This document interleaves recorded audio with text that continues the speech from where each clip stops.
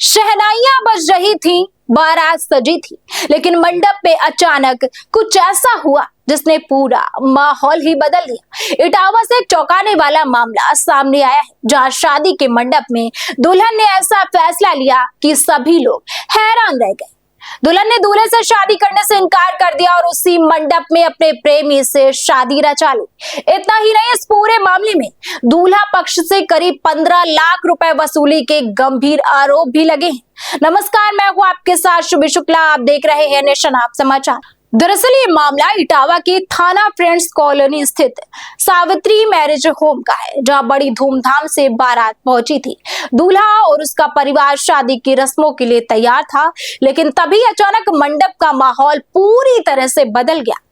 बताया जा रहा है कि जैसे ही रस्में शुरू होने वाली थी, दुल्हन ने सबके सामने दूल्हे से शादी करने से साफ इनकार कर दिया। इस फैसले से दोनों परिवारों में अफरा तफरी मच गई और कुछ देर के लिए वहां हंगामे जैसे हालात बन गए।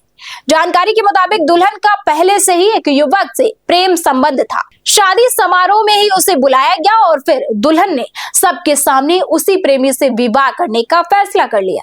देखते ही देखते शादी का माहौल पूरी तरह से बदल गया और दुल्हन ने मंडप में ही अपने प्रेमी के साथ शादी रचा ली। इस पूरे घटनाक्रम से दूल्हा पक्ष पूरी तरह से स्तब्ध रह गया।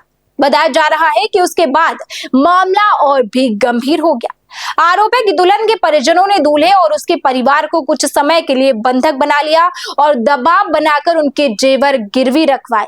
इतना ही नहीं, दूल्हा पक्ष का आरोप है कि उनसे करीब 15 लाख रुपए की रकम भी वसूली गई। इस घटना के बाद दूल्हे का परिवार किसी तरह से वहां से निकला और सीधे थाने पहुंचा। पीड़ित पक्ष ने थाना फ्रेंड्स कॉलोनी में शिकायत दर्ज कराई है और पूरे मामले की निष्पक्ष जांच की मांग की गई है। पुलिस ने मामला दर्ज कर जांच शुरू कर दी है और सभी पहलुओं की पड़ताल की जा रही है। अधिकारियों का कहना है कि जो भी तथ्य सामने आएंगे उसके आधार पर आगे की कानूनी कार्यवाही की जाएगी। फिलहाल पुलिस ये भी जांच कर रही है कि 15 लाख रुपए की कथित वसूली में किन किन लोगों की भूमिका रही। प्रमोद कुमार, कहाँ के रहने वाले? चौबेपुर सफाई। क्या मामला हुआ साहब? साहब, हम लोग बारात लेके आए सावित्री मैरिज होम पचावली रोड। किसके यहाँ लेके आए थे? नैम सिंह के लड़की थी साहब। क्या हुआ? तो उन्होंने जयमाला दूसरा लड़का उसका प्रेमी था, उसके डलवा दी और इनके नहीं डलवाई। और हम लोगों से ये कहने लगे हमारा इतना रुपया चाहिए, इतना दिया। तो उन्होंने फिर हम लोगों पे रुपया था नहीं साहब, तो 9 लाख का जो जेवर था वो 9 लाख का जेवर रखवाया गया इटावई में। उसकी पर्ची ली हम लोगों ने, फोटो पे है। उसके बाद उन्होंने कहा इतने में ना, अब 6 लाख रुपया और दो। हम लोगों पे 6 लाख रुपया नहीं था। तब तक बंदी बनाए रहे और मारपीट करते रहे। उसके बाद फिर हम लोगों ने गाँव से 200 से रुपया मंगाया।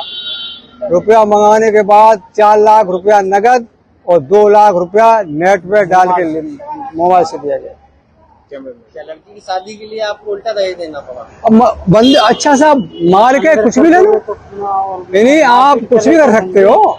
बारात आप लोग लाए थे, लेकिन दुल्हन जो थी उसने शादी किसी अपने प्रेमी के साथ कर दी। हाँ, प्रेमी के साथ कर दी। घर वालों ने राजी से कर दी। करवा दी। हाँ, आप लोग एप्लीकेशन दिया हुआ थाने में? थाने में एप्लीकेशन का उन्हें धमकी दी जा रहा। नहीं, उसके बाद भी 1-2 दिन हो गए, धमकी देते रहे कि टावा आओगे तो हम मारपीट कर देंगे। लेकिन हम आज दूसरी रास्ता हो गए, टावा आए। अब आप लोग क्या चाहते हैं? हम लोग ये चाहते हैं हमारा रुपया साहब मिल जाए। लोगों पर कार्रवाई भी चाहते हैं? कार्रवाई चाहते हैं लोग? कार्रवाई भी चाहते हैं, कार्रवाई द्वारा हमारा रुपया मिल जाए। अभी आप यहाँ पे एप्लीकेशन दे रहे हैं, क्या कहा इन्होंने? इन्होंने ये कहा थाने में रिपोर्ट करो यार। जिन लोगों ने आप लोगों को बंधक बनाया था, उन लोगों के नाम पता है आपको? हाँ। क्या नाम? एक तो एक मनोज सनो भारत सिंह का लड़का था। 2 कुछ पहचानते कुछ नहीं पहचानते। एक नैम सिंह और क्या नाम था? आसमानी। तो आसमानी। उसके बाद अन्य लोग इतने थे साहब, उन्हें पहचान नहीं सकते। 50 लोग गुंडे थे। वो इतने तगड़े थे कि हम लोग 50 लोग गुंडे थे। वो बहुत जबरदस्त गुंडे थे। हाँ, रिवॉल्वर भी थी साहब। नहीं, रिवॉल्वर